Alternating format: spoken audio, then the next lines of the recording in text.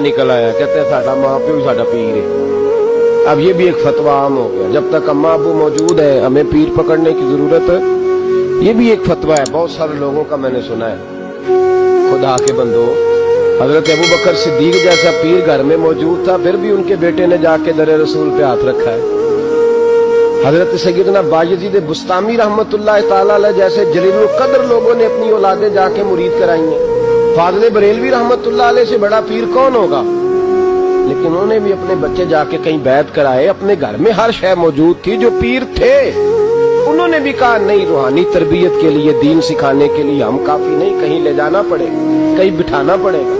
यहाँ लोग अपनी मर्जी का फतवा गढ़ते हैं।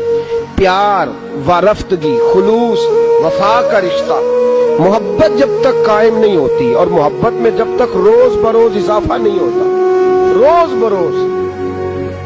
बरोज जब तक ये तवानाई नहीं पकड़ती, समझ लें कि जिंदगी तनज़्ज़ुल का शिकार है। आप वापस आ रहे हैं, आप और मोहब्बत जैसे जैसे बढ़ती जाती है, प्यार जैसे जैसे बढ़ता जाता है। इकबाल कहते हैं जब इश्क सिखाता है आदाबे खुद आगाही, जब इश्क सिखाता है आदाबे खुद आगाही, खुलते हैं गुलामों पर इसरार शहनशाही।